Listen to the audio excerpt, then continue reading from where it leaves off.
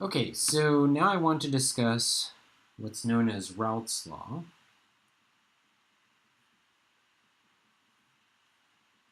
And the basic idea that Raoult's law addresses is how would we know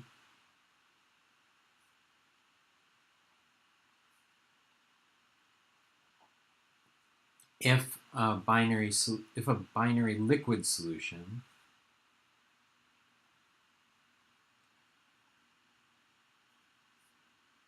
were obeying ideal behavior, right? What would we look for? And so what we're going to do is describe a situation in which we have a container with a piston.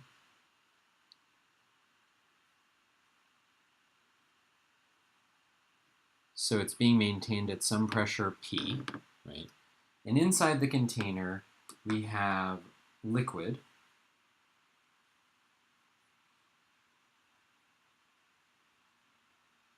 And that liquid is a solution. So it's a mixture of A and B.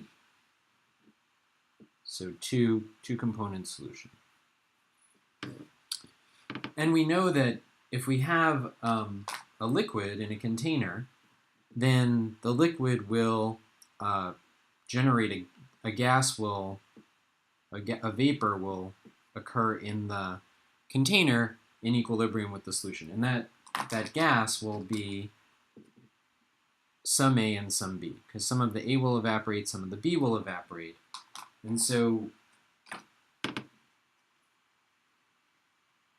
we have vapor in equilibrium with the liquid, and we know that the pressure is basically being maintained by the vapor, right? So how can we think about, by seeing what the pressure is in the vapor, how is that related to what's going on in the liquid? So the idea is take two liquids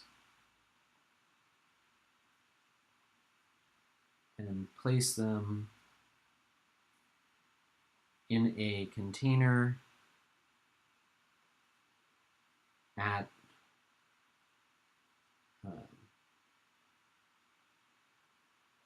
let's say a measured pressure.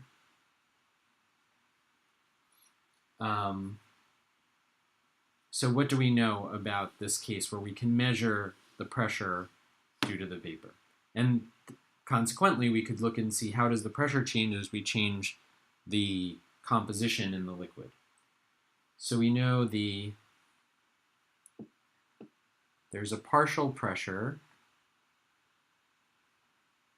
due to A and B, right? So we have a PA and a PB, and those are totaling up to the pressure in the entire container.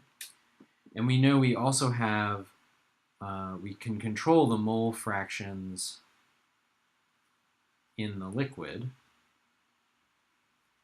So those are XA and XB, and we know those have to sum to 1. And we know we could also do this experiment with just pure A and pure B. So we could measure at a given temperature the partial pressures, or just the pressures in that case, of pure A and pure B. And we're going to refer to those as PA star and PB star. Okay. Now, if we do this experiment, and what we can do is we can measure as a function of composition. So we're going to change the composition in the liquid. And we know that when the composition is pure B, when XA is 0, that we're measuring the pressure, right? So the pressure should just be at a given temperature, right? So at this side we have to have PB star, right? And at this side, we have to have PA star, because at this side, we're all B, at this side, we're all A. So if what we observe is that there's the total pressure just linearly interpolates between these two, so we just have a linear change of pressure from PB star to PA star, and that the pressure due to B just linearly goes from PB star to 0. Right? And the partial pressure of A is just linearly going from 0 to PA star. So this is my PA, this is my PB. In that case, what I have is a case where the partial pressure due to A is just equal to the mole fraction in the liquid times the partial pressure of pure A, or the pressure of pure A. So this would be, by definition, a Raoultian solution. Okay, and what I'm saying is that having a Raoultian solution implies ideal behavior in the liquid. Okay, so how do we show that? Well, first thing is, we know that the liquid and the vapor must be in equilibrium.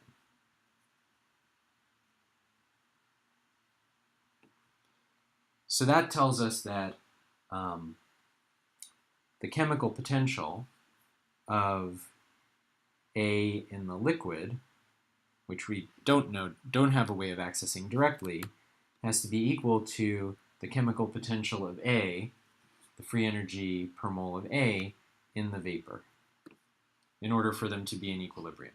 If that weren't the case, then the system could lower its free energy by either condensing some of the liquid into the vapor, or condensing some of the vapor into the liquid, or evaporating some of the liquid into the vapor, and it would change in order to reach that equilibrium. Now, we don't have a direct way of measuring the chemical potential of A in the liquid, but we know the chemical potential of A in the vapor is related to our to the partial pressure of A. And if we assume that the gas is behaving more or less as an ideal gas, then we can write that as the chemical potential of A in the reference state plus RT times natural log of the partial pressure of A over the reference pressure, which we can also write as mu A theta plus RT natural log of PA over PA star times PA star over P theta, right? So we can write this as mu A theta, right, plus RT natural log of PA star over P theta. So that's just the ratio of the pressure of A in the pure phase over the reference pressure. So this is all the chemical potential of A in the pure phase plus RT natural log of PA over PA star. Okay. So what we find is that the chemical potential of A in the liquid must be equal to the chemical potential of A in the pure phase plus RT natural log of PA over PA star. And if we are obeying Raoult's law, then we can write that as mu A star plus RT natural log of XA, right? And so this is, by definition, ideal behavior. And of course, similarly, we can write down that UB in the liquid must also be UB star plus RT natural log of XP. So that's Raoult's law, and that's how we can, by looking at the vapor phase that's in equilibrium with the liquid phase, detect whether a certain set of liquids behaves basically ideal behavior, ideal solution behavior.